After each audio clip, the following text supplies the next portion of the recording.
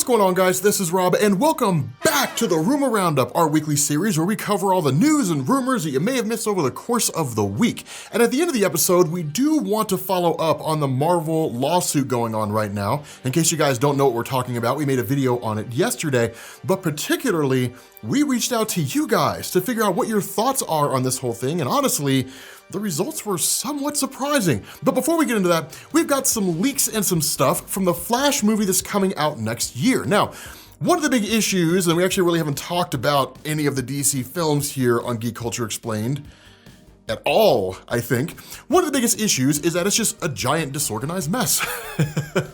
The DC film landscape is about as far from organized as anything can be. It's the film equivalent of like a 15-year-old's bedroom, right? Just stuff everywhere. But there was an image that was released recently that actually gave us the Batman logo on what looks like a red suit with the Flash logo spray painted over top of it. Now, rumors abound in terms of what this actually means as far as the bigger film goes. Some people are speculating that something's going to happen to either Michael Keaton's Bruce Wayne or to Ben Affleck's Bruce Wayne, and that in turn, Ezra Miller is going to have to take up the role of being both Batman and Flash at the same time.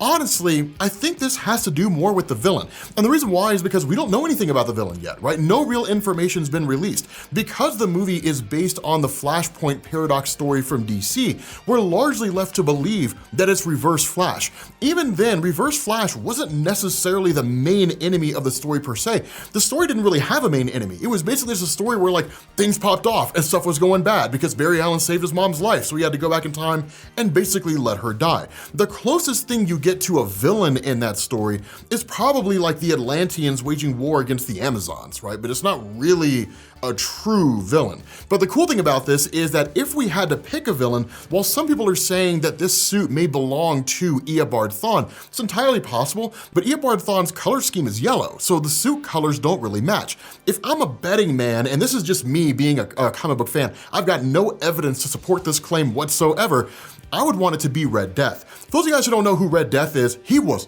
awesome. So DC had this story that was called Dark Knight's Metal, and it was basically this story that really went all the way back to the death of Batman at the hands of Darkseid during Final Crisis. But one of the important things here is you basically had what was called a dark multiverse. It was basically a multiverse where all the worst things that can happen do happen, and we were only given a very, very small portion of what this multiverse looked like with regards to Dark Knight's Metal. DC hasn't really explored the dark multiverse in its full capacity, which I'm kind of surprised about because it was just this amazing concept. But in one of these universes in the dark multiverse, there came a point when Batman had actually strapped the Flash to the front of the Batmobile and then drove it into the Speed Force, and then in effect merged with the Flash and came out as a character called Red Death. He was a villain, but it was basically an evil version of Batman with the powers of the Flash. Now, the logos are completely different. They don't look anything alike, but the color of the suit for Red Death was red. The biggest issue that you have with that theory is that's a lot to throw into a single movie. Even if we remove the whole element of like the dark multiverse and just say something happened and something popped off and who knows, whatever the answer is, and we basically have this version of the Batman with the Flash's powers, that's still a lot to kind of cram in there. Having said that, it's not outside the realm of possibility when it comes to DC films. They're notorious for making poor decisions. The only exception to that is the Joker, right? That movie was amazing. And Christopher Nolan's Dark Knight trilogy, even though I don't really consider that to be in continuity with the rest of the DCEU, it should be because it was amazing. But the important thing here is that's entirely something they could throw in there. Having said that, we're still just kind of left in the dark. In all honesty, I'm kind of disappointed with the way that Warner Brothers is handling the marketing for all their movies. There's never been a better time to market the hell out of these movies and to just drum up a ton of interest, but there never really seems to be a whole lot coming out about them. It's like Aquaman's suit looks different. We get this logo with like the Flash symbols spray painted over the Batman logo, you know, and those are like the only two pieces of news that you get in like a 6-month period, right? Like it's a little disappointing, but regardless, I want to know what you guys think. Who do you guys think the main villain is for this new Flash movie coming out at the end of next year? I'm curious what your answers are going to be. But moving on to our next topic, Chris Pratt has been pegged to play Mario, or really voice Mario, in the new Mario animated film. Now, I don't know why we need a new animated film. We got a Super Mario Brothers movie in 1993 with Bob Hoskins and John Leguizamo and that one chick who played Princess Peach, which really felt more like April O'Neil from the Teenage Mutant Ninja Turtles franchise. All right, in all seriousness, I kind of enjoy the original Mario Brothers movie. It's like my guilty pleasure film. Don't judge me. Don't judge me.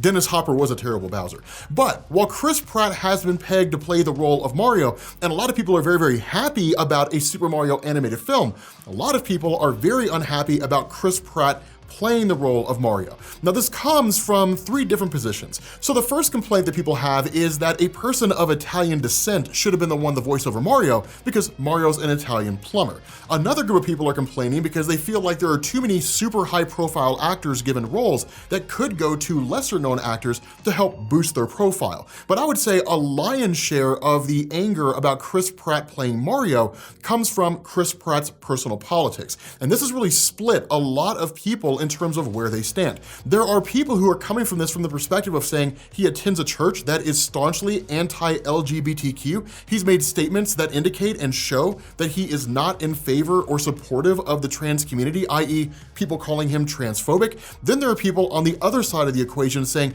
it doesn't matter. As long as his personal politics do not play into the actual statements made by Mario over the course of the film. Basically, Mario never comes out and says, I am against the trans community. Then his personal politics don't matter. They're saying that people on the other side who are complaining about this are doing what social media always does, looking for a reason to complain about things that has really kind of split things up. So I'm gonna play the role of Philip DeFranco, and I'm gonna dodge this bullet, and I'm gonna ask you guys the question, what do you think's going on here? How do you guys stand on this? Are you in favor of Chris Pratt playing Mario? Are you against Chris Pratt playing Mario? I'm very curious about this. Having said that, the most exciting information coming out for the Nintendo Switch was recently revealed, and when I say the most exciting, I mean like the most exciting information essentially since launch. So what we found out here is that at the end of this year in October, so like next month, Nintendo is basically releasing a bunch of N64 and Sega Genesis games for the Nintendo Switch. One of the other things you're doing is that for those of you guys who came from the N64, if you're like me and you grew up in the era of the N64 PlayStation era, although technically I was really more of a Super Nintendo kid, you guys are so familiar with those controllers. You're also familiar with the Sega Genesis controller. And so what they're doing is they're releasing N64 and Sega Genesis controllers that work with the Nintendo Switch. Now, some of the titles for this, these are not all the titles they're releasing, but here's some of the titles they're releasing. It's cool, man. Super Mario 64, The Legend of Zelda Ocarina of Time, Mario Kart 64, Star Fox 64, Dr. Mario 64, and Mario Tennis 64. Now, to be honest with you guys, I'm not overly surprised that a majority of the games they're releasing from the N64 are Mario games. It is Nintendo after all. You would want to make sure that if you're going to port in games that are basically from previous consoles, that you would bring in the IPs that you've made, right? The most popular IPs. If I'm being honest with you guys, those games are cool. I really can't wait until they get Super Mario Sunshine. Is Super Mario Sunshine on the Switch? I haven't fired mine up in forever. If it's on the Switch, I'm gonna go download it right now and play it like right now, like as soon as I'm done with this, and just spend the rest of the day playing Super Mario Sunshine. That game was amazing. I love Super Mario Sunshine. God, I love that. Having said that, I am hyped for Ocarina of Time. Now, personally, I'm more of a Majora's Mask fan. Now, Majora's Mask is coming out later on. It'll be like the second wave, as they're calling it, of N64 titles being released. So those of you guys who are Zelda fans, yes, right, you're gonna get the Trinity, man. We already got Breath of the Wild, then you get Ocarina of Time, and then you get Majora's Mask, right? But again, I was more of a Majora's Mask fan. Having said that, I can appreciate Ocarina of Time. It's probably one of the most landmark Zelda games ever created. Absolutely loved it. As for all the other games, they look cool, right? It's Mario Kart, never was a big fan of Mario Kart 64, but here are the list of games they're releasing from the Sega Genesis. Sonic the Hedgehog 2, Streets of Rage 2, Echo the Dolphin, Castlevania Bloodlines, Contra, Hardcore, Shinobi 3, and Strider. Now there are a few other games they're releasing as well. F-Zero X, they're gonna release Pokemon Snap at a future point in time, but let me tell you guys something, man. Streets of Rage. Man, dude, I love Streets of Rage back in the day. That game was legit, and the soundtrack was amazing. Dude,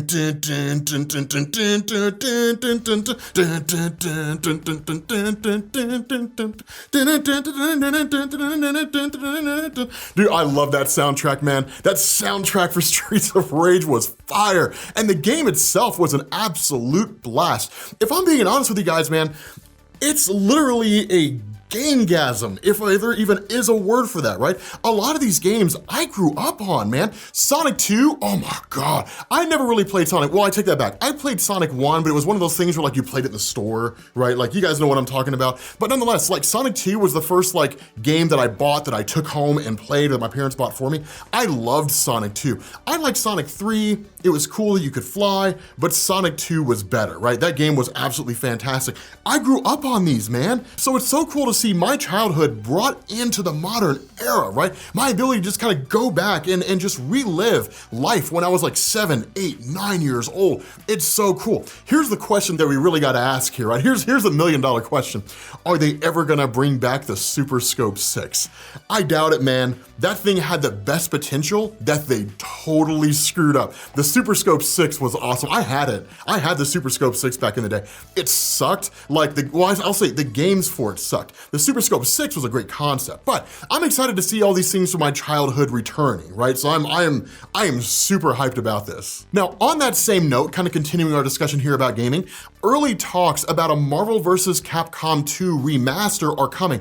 And I think we can all pretty much just admit here, we're in the age of remastered games, which is not necessarily a bad thing. I think it's kind of a good thing. I mean, if I'm being honest with you guys, and this is one of the things we've talked about before, one of the things that I hate about the modern day gaming community is the games as a service model. That combined with the standard practice of AAA developers releasing unfinished games and then charging you over the course of expansions for the finished game, right? So they are in effect charging you like $120 for a video game. They're just not necessarily marketing it that way, right? But that's basically what's going on. Like CD Projekt Red and Cyberpunk is a perfect example. Destiny is a perfect example of that, right? Incomplete games that are released over time in completed packages that are basically considered to be expansions, right? I do miss the age when we got like full games, right? GTA, right? They're probably not gonna give us a GTA 6 for a long time, but Grand Theft Auto, complete and total games.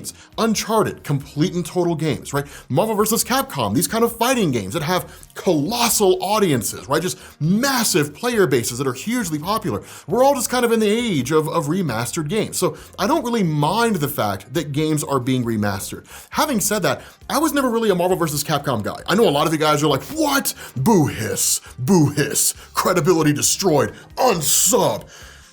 You suck, Rob.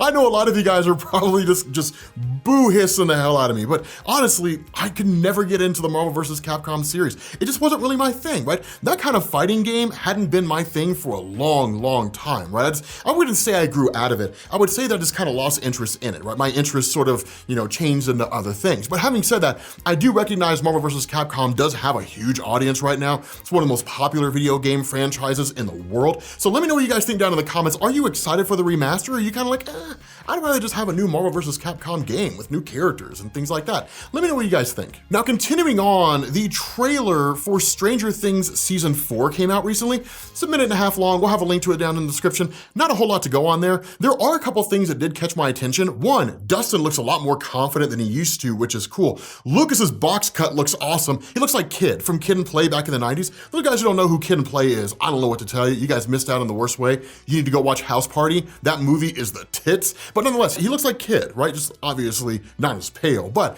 the other thing that I noticed here, and what I'm kind of hoping they're not shooting for, is the kind of like the Conjuring vibe, right? You guys know what I'm talking about? Because the movie, or at least the show, looks like it kind of opens up like back in the 50s, and then you jump forward to like the 80s, and I'm hoping that we don't really get this like, well, at one point the house was haunted, and then here come, the cast of Stranger Things to clean the house. I'm hoping that doesn't happen, and it probably won't.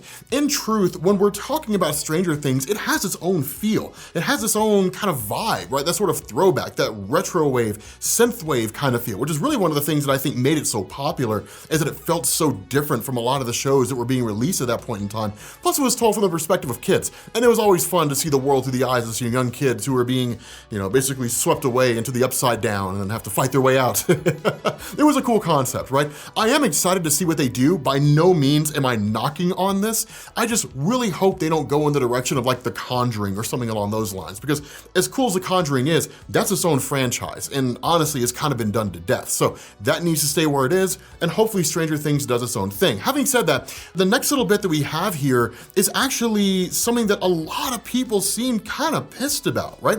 So WandaVision, as you guys know, was kind of being marketed to the general public as a show that was essentially nominated for an Emmy, and then it won none of them, right? It didn't get anything at the Emmy Awards, right? Nothing, got absolutely nothing at the Emmys. And it pissed off a lot of people because a lot of people felt like it was a bait and switch, right? It was kind of like, hey, come to the Emmys, WandaVision, that kind of stuff. And the whole idea of any real potential of WandaVision being entertained in any capacity at the Emmys was done strictly to get people who are fans of the MCU to watch the Emmys, right? Because they realize how many people are interested in that. And that, in truth, I have to believe typical reward shows like the Emmys or even the Academy Awards, things like that, are kind of losing popularity because a lot of people are moving in the direction of wanting to see more diversity at those awards ceremonies, and they're just kind of not getting it, so they're simply just not watching it. And so because of that, it seems like a lot of people were basically, they really felt duped into watching the Emmys under the belief that WandaVision would win something or get any kind of acknowledgement whatsoever,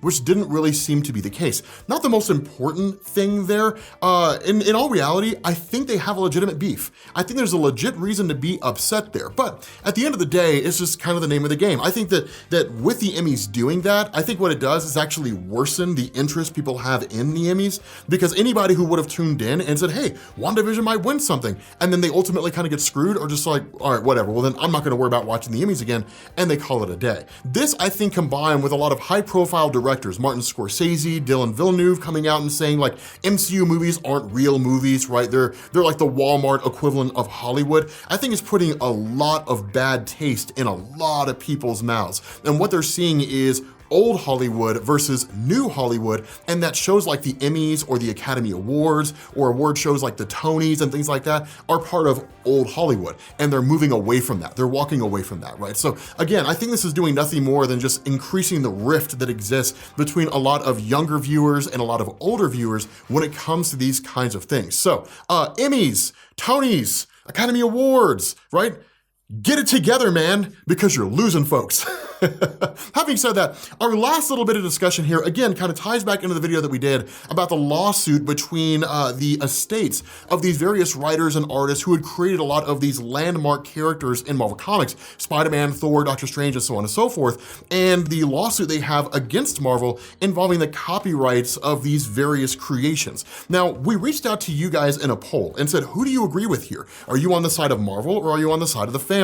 And by a pretty good majority, you guys chose that you were on the side of Marvel in this. And a lot of the arguments that were presented there, right? A lot of the comments that were made were people basically saying, look, I mean, these guys deserve recognition for the characters they created, which they get, right? Like Spider-Man created by Stan Lee and Steve Ditko, that kind of a thing. That's actually been standard practice since the Jerry Siegel and Joe Shuster lawsuits back in the day, as well as the Kirby lawsuits that came later on. But they are getting the kind of recognition they deserve. A lot of the arguments that you guys are making is, no, right? Like Stan Lee, Steve Ditko, these guys, they created that as work for hire. They were paid by Marvel to create characters for Marvel, right? They were paid money. It'd be different if Marvel had just like stolen their concept, right? If it wasn't actually Spider-Man, but something similar to Spider-Man, and that Marvel stole it, called it Spider-Man, and then sold it, right? Just started marketing it as their own comic book, then a lot of you guys said that would make perfect sense. But these families or these individuals, these creators were paid by Marvel to create these characters, which in turn were owed by Marvel based on the contracts or the payment they accepted, and the little legends on the back that Marvel said, you're accepting this payment under the idea that the character and the work that you're doing is owned by Marvel. And so in the end, these families have no real argument here, right? So, I'm curious to see how this whole thing is gonna play out. I'm curious to see what side this is going to take. If I understand it correctly, the families of the estates are actually filing to have a jury trial, which would basically allow this to go before a jury, as you would expect, and for average individuals to be the ones to make the call, as opposed to having it strictly go before a judge, which is what Disney wants. Now, I imagine the reason why that's happening is because if the estates have it their way and it goes before a jury, they can tug on those heartstrings, right? Whereas if they're sitting in front of a judge, it's strictly the rule of law, and the heartstrings of the people who are watching have no play in this whatsoever. Now, whether or not that's actually the case, I have no real idea, right? Just kind of my thought here. But again, you know, it's cool. I think we might start doing that when it comes to stuff like this, reaching out to you guys, seeing what you think. We already do polls on a regular basis, but kind of incorporating that stuff into the videos that we make, because at the end of the day, I feel like it makes you guys feel like you belong, right? Like you guys are part of this Geek Culture Explained family. Speaking of which, we need to name you guys. What are we going to name you? I thought about calling you guys like RobCore. I don't know. What do you guys think we should name you? I have no real idea. Give us name ideas down in the comments. Give us ideas, suggestions, the whole 9 yards. Maybe we'll hold some kind of a competition and the winner gets something, right? They get to like appear on an episode and maybe like host an episode of the Rumor Roundup or something like that. I have no idea how we'll do it. With that being said, guys, though, we're gonna bring this to an end. Thank you guys for watching, and I will catch you all later. Peace.